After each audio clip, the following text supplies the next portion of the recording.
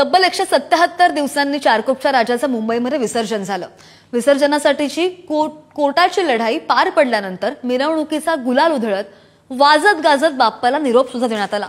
तर दुसरीकडे मुंबई उच्च न्यायालयाच्या आदेशाप्रमाणेच पीओपी गणेश मूर्तींच्या विसर्जनासाठी सुद्धा राज्य सरकारने नवी नियमावली जाहीर केली आहे। या नियमावलीमध्ये नेमकं काय आहे पाहूयात या रिपोर्टमधून। गणेश विसर्जनासाठी यंदा नवे नियम। पीओपी मूर्तींवर लाल चिन्ह बंधनकारक। हायकोर्टाच्या आदेशानंतर सरकारची नियमावली। प्लास्टर ऑफ पॅरिसच्या मोठ्या गणेश मूर्तींचं विसर्जन समुद्रात करण्यास मुंबई हायकोर्टानं सशर्त परवानगी दिली। त्यानुसार राज्य सरकारनं विसर्जनाबाबत नव्या मार्गदर्शक सूचना जारी केल्यात। त्यानुसार पीओपी मूर्ती उत्पादक आणि विक्रेत्यांना मूर्तीच्या मागच्या बाजूला लाल रंगाचं गोल चिन्ह लावणं बंधनकारक करण्यात आलंय। सर्व पीओपी मूर्तींच्या मागे ऑइल पेंटनं लाल रंगाचं गोल चिन्ह साकारणं बंधनकारक। मूर्ती तयार करणारे आणि विक्रेत्यांनी मूर्तींच्या विक्रीची नोंदवही ठेवणं आवश्यक। स्थानिक स्वराज्य संस्थांनी मूर्तीकार आणि विक्रेत्यांना परवाना देताना या अटींचा समावेश करावा। 6 फुटांपेक्षा लहान पीओपी मूर्ती या केवळ कृत्रिम तलावांमध्येच विसर्जित कराव्यात।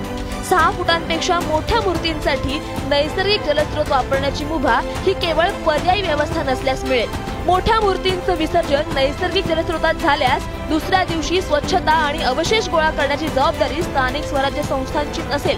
कृत्रिम तलावातील पाण्यावर विसर्जनानंतर 7 दिवसांच्या आत चुना किंवा तुरटीची प्रक्रिया करून ते प्रक्रिया केंद्रात पाठवणं आवश्यक। शक्यतो लहान मूर्तींचं विसर्जन करावं आणि मोठ्या मूर्तींचा पुनर्वापर करावा। हे सर्व नियम मार्च 2026 पर्यंतच्या सर्व सणांसाठी लागू असतील। यंदाच्या विसर्जन मिरवणुकीसाठी हे नियम जारी झाले असतानाच दुसरीकडे मुंबईच्या पश्चिम उपनगरात माघी गणेश जयंतीला विराजमान झालेल्या चारकोपच्या राजाचा विसर्जन सोहळा शनिवारी वाजत गाजत पार पडला।